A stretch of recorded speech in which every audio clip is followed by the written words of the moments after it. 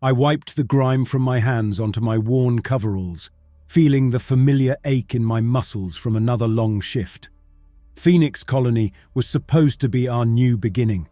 Instead, it had become a nightmare, a crucible where the worst of our species thrived. As a technician, my days were spent patching up the decaying infrastructure of the colony. It was a far cry from the promises made back on Earth, but we were too far to turn back, too deep into this hell to escape. "Hey, Jax, you got a minute?" The voice belonged to Lars, a fellow tech and one of the few people I could trust. He approached, his face a map of worry. Lars had been here longer than most, and his eyes held the haunted look of someone who'd seen too much. "What's up?" I replied, my voice flat, masking the unease that settled in my gut. Lars rarely sought me out unless it was serious. "It's the lab," he said, lowering his voice. "They're ramping up the experiments. I heard they're using live subjects now." My stomach churned. I'd suspected as much, but hearing it confirmed was a punch to the gut. The so-called leaders of our colony, with their polished smiles and hollow assurances, were monsters hiding in plain sight. They spoke of progress and protection, but their actions were steeped in blood and cruelty. I glanced around, ensuring no one was eavesdropping. The walls had ears, and loose talk could get you disappeared. "We need to do something," I whispered. "We can't let them continue." Lars sighed, a heavy sound filled with resignation. "Easier said than done, Jax. They've got eyes everywhere. Cameras, informants, hell, even some of the techs are on their payroll." I knew he was right, but the thought of doing nothing was unbearable. The images I'd seen, the screams I'd heard through the thin walls of the lab, they haunted my nights, turning sleep into a battlefield of twisted faces and mutilated bodies. "We have to find a way," I insisted, my voice trembling. "If we don't, more people will suffer, more lives will be destroyed." Lars looked at me, his eyes searching mine for something. Resolve, perhaps, or maybe a hint of a plan. "You're serious about this," he said finally. "All right, but we need to be careful. One wrong move and we're dead." We were trapped in this forsaken place, surrounded by the cold void of space and the even colder hearts of our so-called leaders. But if there was a chance to expose the truth, to stop the horrors being committed in the name of progress, I had to take it. The corridor stretched ahead, a steel maze bathed in cold, clinical light. Lars and I moved in silence, the hum of the colony's machinery our only company. Every step we took felt heavier, burdened by the weight of our knowledge and the danger that accompanied it. Reaching my quarters, I glanced over my shoulder. The hallway was empty. Inside, the room was sparse, just a bunk, a desk, and a terminal. Lars closed the door behind us, locking it with a soft click. "We need proof," I said, breaking the silence. My voice sounded foreign, rougher than usual. "Something concrete to show the others." Lars rubbed his temples. "Easier said than done. Security's tighter than ever. Cameras everywhere. And the lab, it's a fortress." I sat on the edge of the bunk, the mattress creaking under my weight. There's got to be a way in, a blind spot in their surveillance, a gap in their patrols. Lars leaned against the wall, crossing his arms. "I might know someone, an old friend in security. If I can convince him to help, we might get access to the footage." "Can we trust him?" I asked, my tone skeptical. "He hates them as much as we do," Lars replied. "Lost his brother in one of their trials. If anyone's got a reason to turn on them, it's him." The plan formed slowly, each piece falling into place. We'd need to act quickly, before suspicion turned our way. The colony's leaders weren't known for mercy. The next day I found myself back in the maintenance bay, pretending to work while my mind churned over the plan. I wiped my hands on a rag, trying to ignore the pit in my stomach. "Jax, got a moment?" Lars's voice cut through the din. I turned to see him, his expression unreadable. "Yeah," I said, setting down my tools. "What's up?" "Come with me, we need to talk." We made our way to a secluded corner of the bay, away from prying eyes. Lars's friend was there, a wiry man with dark circles under his eyes and a nervous twitch. "This is Owen," Lars introduced. "He's agreed to help us." Owen glanced around, his voice a whisper.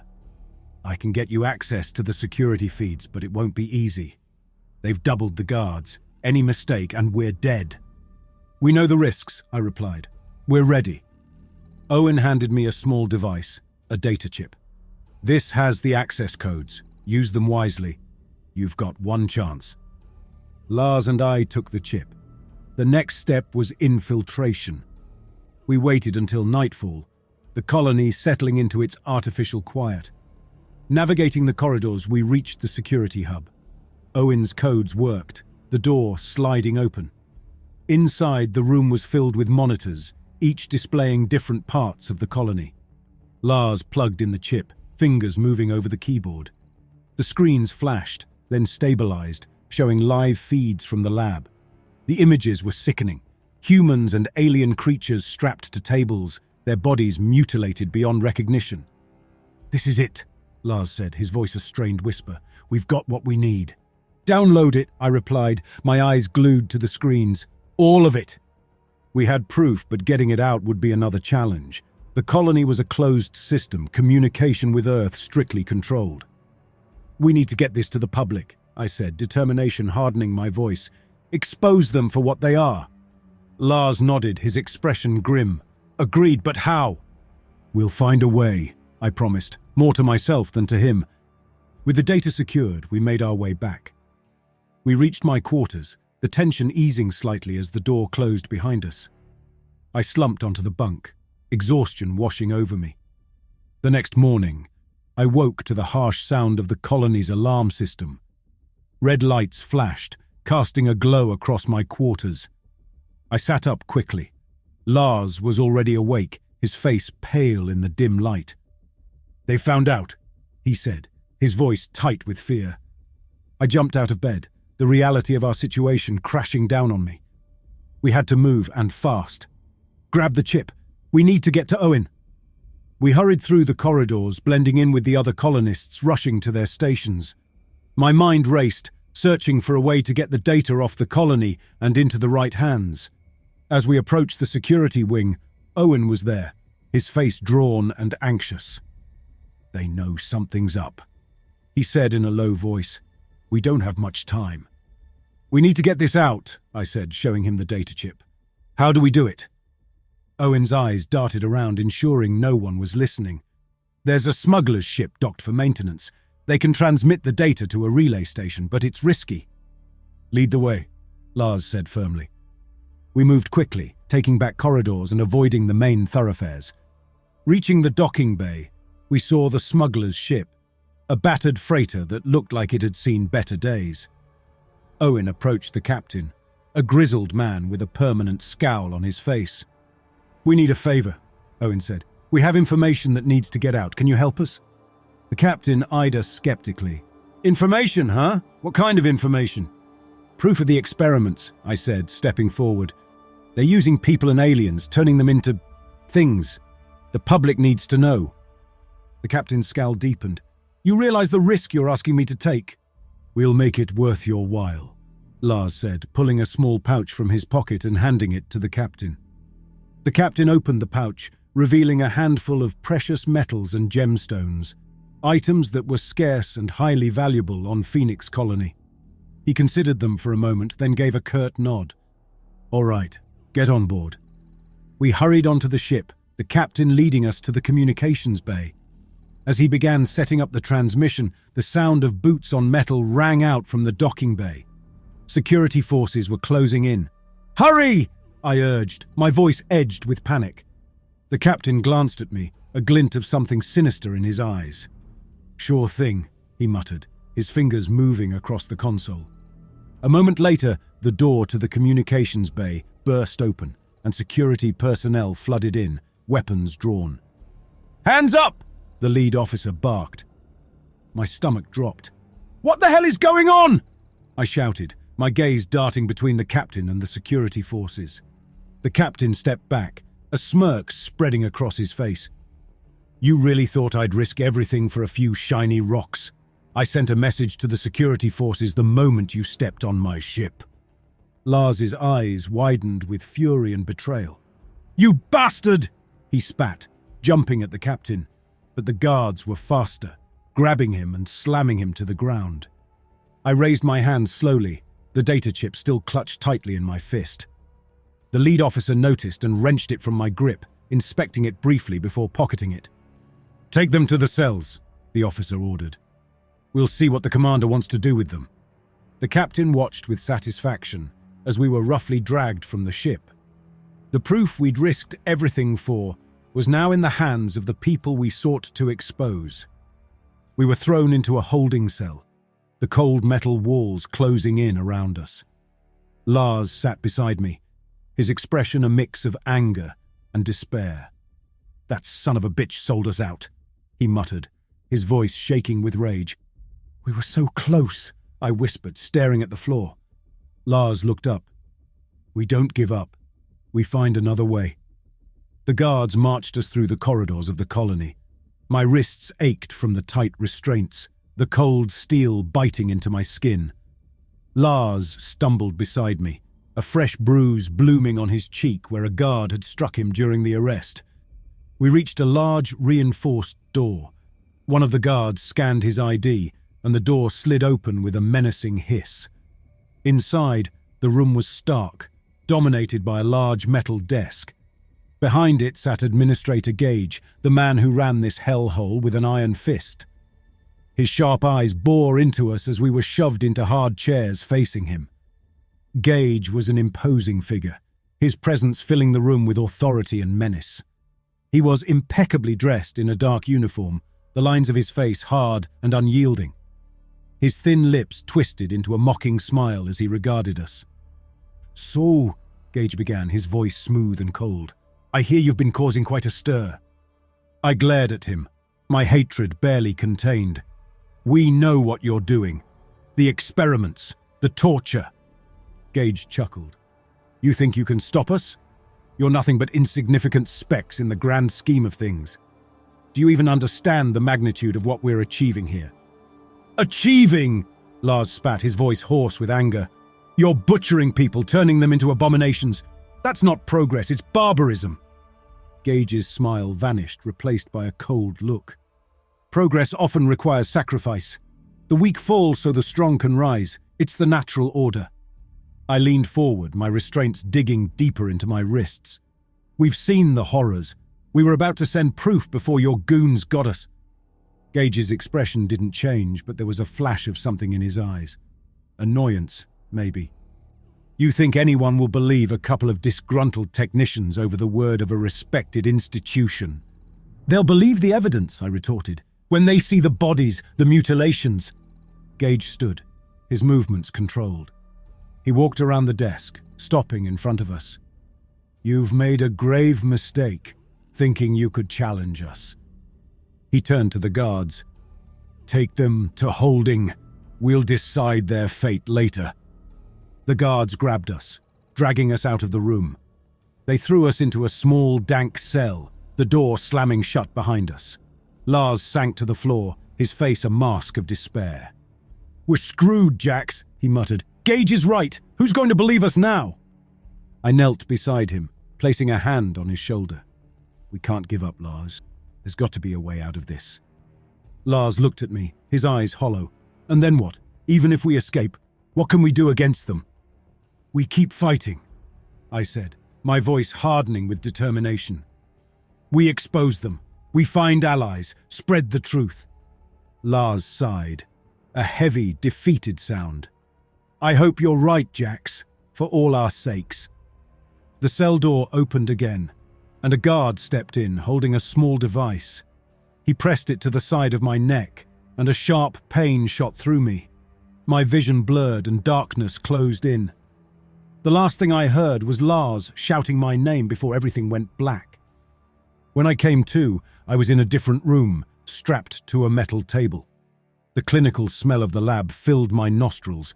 Overhead, bright lights shone down, blinding me. I struggled against the restraints, my heart pounding in my chest. A figure loomed over me, Dr. Linwood, the colony's chief scientist, Her face was a mask of indifference as she prepared a syringe filled with a glowing, blue liquid. "Welcome back," she said, her voice cold and clinical. "We have much to discuss." I struggled against the restraints, panic surging through me. "You can't do this!" I growled, my voice raw. "You won't get away with it!" Dr. Linwood merely raised an eyebrow, unfazed by my outburst. "On the contrary, we've been doing this for quite some time. You're just another subject." She inserted the syringe into my arm, and a burning pain shot through my veins. I bit back a scream, my body convulsing against the table. The liquid felt like molten metal, searing its way through every nerve in my body. "You should be honored," Linwood continued, her tone clinical. "You'll be the next step in our quest for creating the perfect soldier. Consider yourself an evolution." The agony intensified. My muscles spasmed uncontrollably as the substance coursed through me, altering my physiology. Every cell felt like it was being torn apart and rebuilt from scratch. The pain was beyond anything I had ever experienced, an assault on my senses. "You see," Linwood said, leaning in closer, "we're not just altering your body. We're making you better, stronger, the perfect weapon. Your pain is necessary. It's part of the process." I couldn't focus on her words. The pain was all-consuming, a never-ending torrent of fire and ice that ripped through my body. My skin felt too tight, my bones like they were being stretched and compressed simultaneously. As the procedure continued, the pain reached a crescendo, and I could no longer hold back the scream. It tore from my throat, bouncing off the walls. I writhed against the restraints, my body a battleground of agony and transformation. Linwood watched impassively, her expression one of detached curiosity. "Interesting," she murmured, jotting down notes on a clipboard. "The reaction is more intense than expected, but promising." After a while, the pain began to subside, leaving me gasping for breath. My body ached, a throbbing that resonated with every heartbeat. I could feel the changes, subtle but undeniable. My senses were sharper, my muscles more defined, but it came at a terrible cost. "You'll be subjected to further modifications," Linwood said, her tone matter-of-fact. "This is only the beginning."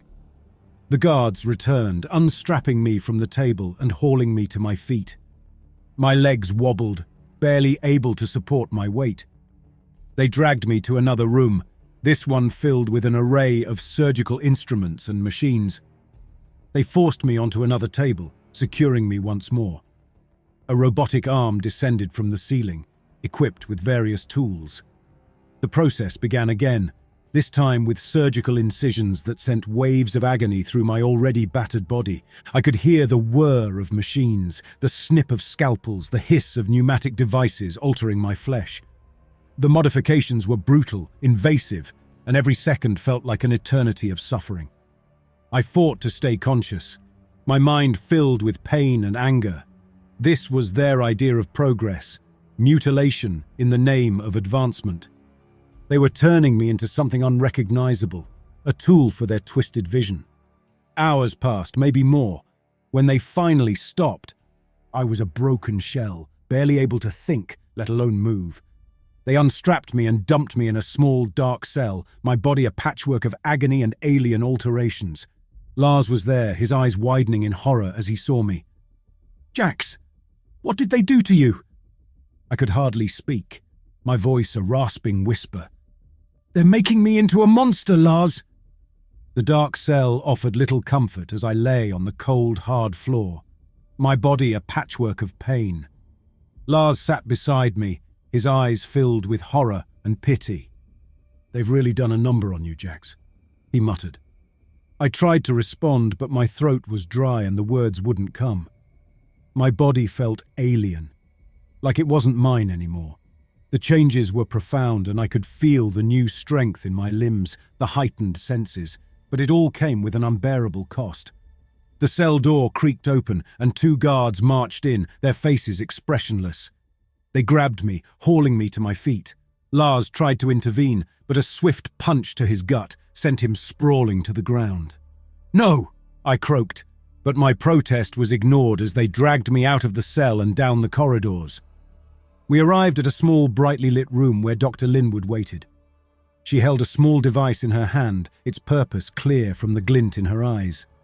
The guards strapped me to another table, and I struggled weakly against the restraints. Dr. Linwood approached, the device whirring softly. "What are you doing to me?" I managed to ask, my voice cracking. "Installing a control chip," she replied matter-of-factly. "You'll be our eyes and ears among the rebels, and more importantly, our weapon." She pressed the device to the side of my head, and a sharp pain lanced through my skull. The world went white with agony as the chip burrowed into my brain. I felt a burning sensation, then a cold numbness as the device integrated with my nervous system. "There," Linwood said, stepping back to admire her work. "All done, now let's test it." A surge of electricity shot through my body, and suddenly I couldn't move. My limbs jerked involuntarily, controlled by an unseen force. Linwood's voice boomed in my mind, not through my ears but directly into my thoughts. "Stand up!" My body obeyed, rising from the table against my will. Panic surged through me as I realized the full extent of her control. I was a puppet, my strings pulled by her commands. "Very good," Linwood said, a satisfied smile on her face. "You will hunt down the remaining rebels, and you will not hesitate. Do you understand?" I wanted to scream, to fight, but my body betrayed me. "Yes," I heard myself say, the word forced from my lips by the chip's control. "Excellent," Linwood said, turning to the guards. "Take him back to the cell. We'll begin operations soon." They dragged me back, my mind screaming in silent rage and despair. When they threw me into the cell, Lars rushed to my side. "Jax, what happened?" They put a control chip in my head," I managed to say, my voice hollow. "They can make me do anything." Lars's face paled. "We need to get that thing out of you." "I don't think we can," I said, the hopelessness of our situation sinking in. "They've made sure of that." As the hours dragged on, I felt the chip activating again. My body stiffened, and I stood up, moving towards the door. Lars grabbed my arm, his grip tight. "Jax, fight it!" "I can't," I said through gritted teeth. "It's controlling me." The door opened, and the guards waited outside. They escorted me through the corridors to a command center. Linwood was there, overseeing the operation. "You have your orders," she said, her voice in my mind. "Find the rebels. Eliminate them." My body moved on its own, heading towards the exit. Inside I was screaming, fighting to regain control, but the chip's grip was ironclad. The colony's dark hallways stretched out before me, each step taking me further from my humanity. I was a monster now, a tool of the evil I had sworn to fight. The cold metal of the knife felt alien in my hand as I slipped through the corridors of the abandoned sector. My body, now a vessel of silent death, obeyed every command sent from the control chip embedded deep in my brain. The thought of what I was about to do sickened me, but I was powerless to stop it. My first target was a small rebel hideout hidden behind a series of broken bulkheads. I had known these people, had worked alongside some of them. Now I was their executioner. The chip vibrated, and my grip on the knife tightened. I reached the first door and listened. Inside, muffled voices, familiar voices, discussed their plans, their hopes of overthrowing the colony's regime. A surge of guilt washed over me, but the chip's influence drowned it out. My hand moved to the keypad, inputting the code. The door slid open and I slipped inside, my movements swift and deadly. I found the first rebel, a woman named Nia, sitting at a table studying a map. She looked up, her eyes widening in shock as she recognized me. "Jax, what are you—" The knife plunged into her throat, cutting off her words in a gurgle of blood. I felt her life drain away as she slumped forward, the light fading from her eyes. I wanted to scream, to stop, but my body continued its deadly work, driven by the chip's control. I moved to the next room, where two more rebels sat, deep in conversation. They looked up too late, and the knife flashed again and again, silencing their protests, their screams. The room reeked of coppery blood and death, the bodies piling up as I moved through the hideout, a spectre of death. With each kill, my conscience screamed louder, but the chip's grip was unyielding. I felt every life I took weigh on my soul, a burden that grew with each silent death. My body moved on autopilot, systematically eliminating every rebel in the hideout. Friends, allies, none were spared. When it was over, I stood in the midst of the carnage, my breath coming in gasps. The chip forced me to survey the scene, to ensure there were no survivors. Bodies lay strewn about, their faces twisted in their final moments of terror and betrayal. My hands, covered in their blood, trembled uncontrollably. "Good work," Linwood's voice sounded in my mind, the chip amplifying her cold satisfaction. "Return to base for debriefing." I turned and left the hideout, my body moving with robotic precision. Inside, I was screaming, but no sound escaped my lips. The chip had made me a puppet, a weapon turned against my own people. Each step back to the base felt like a march through hell, the faces of those I had killed haunting my every thought. Linwood and her team examined me, ensuring the chip's functionality, praising my efficiency. Their words were a hollow sound in the void of my mind, filled only with the horror of my actions. In the quiet moments when I was alone in my cell, I tried to fight the chip's control. I focused on memories of the past, of the people I had cared about, trying to reclaim a shred of my humanity.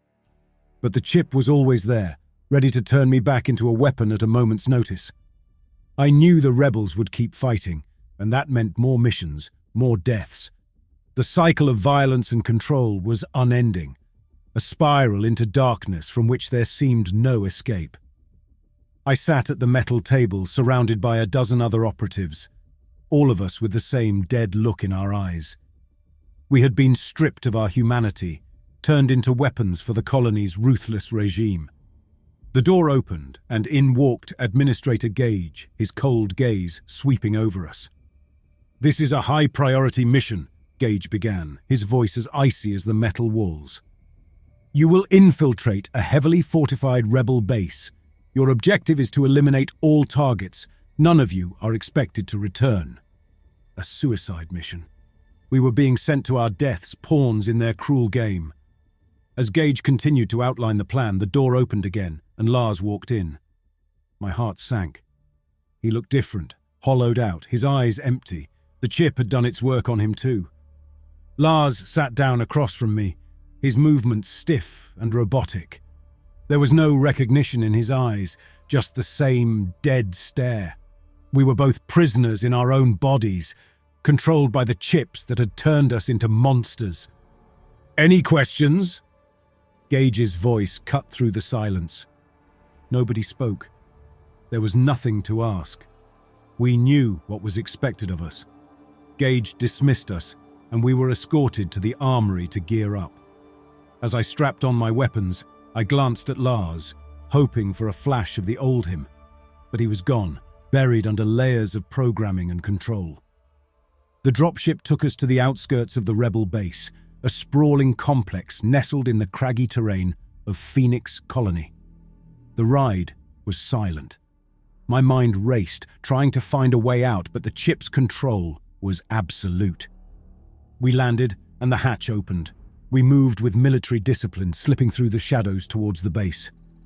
The air was cold and thin, biting at my skin as we advanced.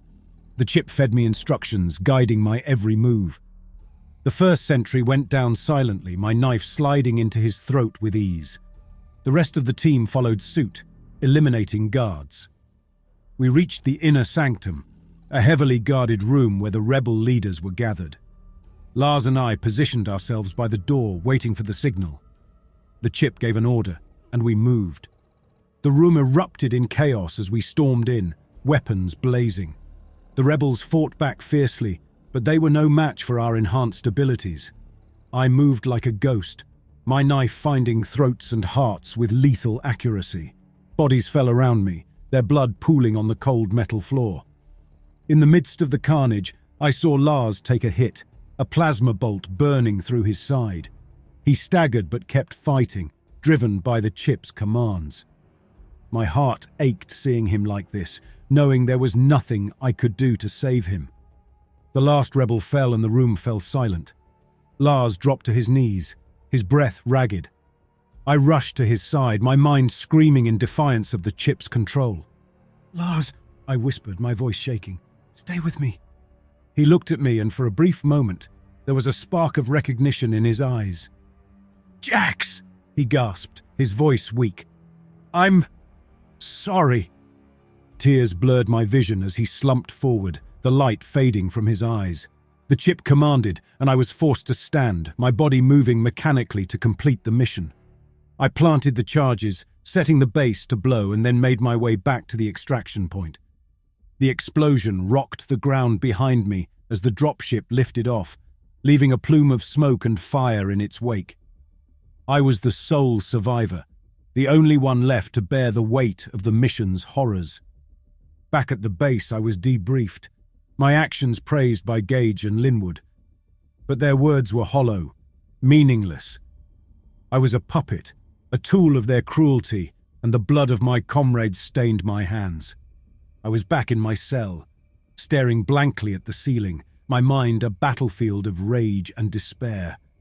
The memories of Lars's lifeless eyes haunted me, each death I caused chipping away at my sanity.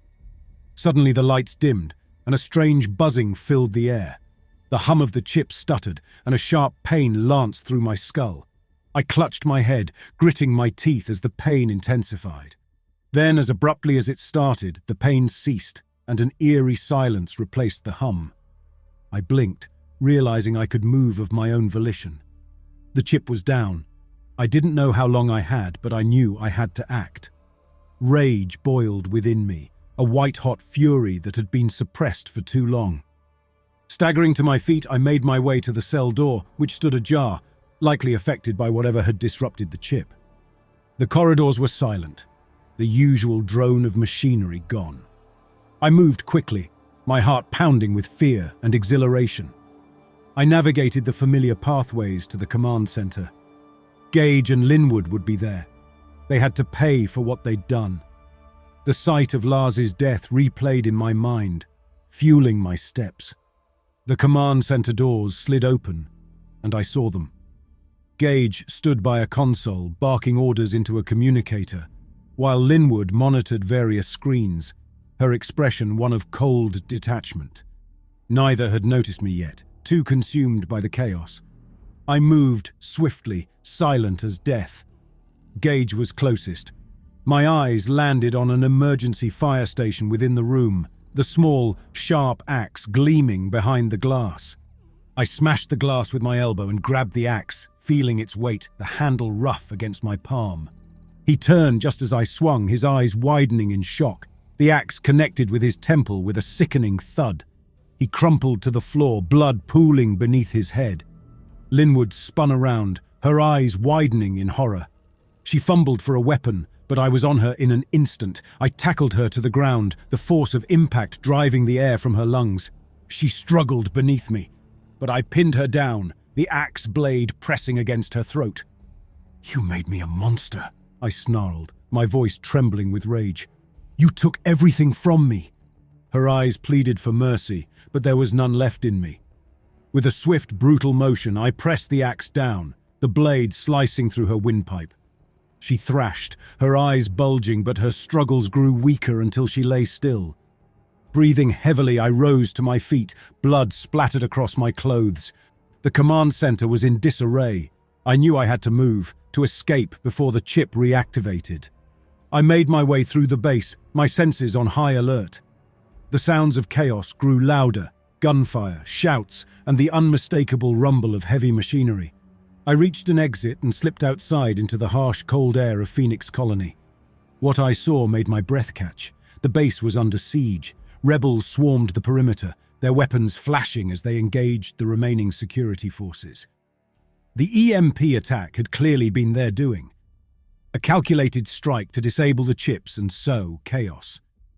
I watched as they advanced, a well-coordinated assault that overwhelmed the defenders. My heart pounded as I realized the full extent of the rebellion's plan. They had hit us hard, exploiting the momentary weakness caused by the EMP. But I couldn't join them. The chip could reactivate at any moment, and I was still a danger to everyone around me. I had to get as far away as possible from the base. Years had passed since the revolt.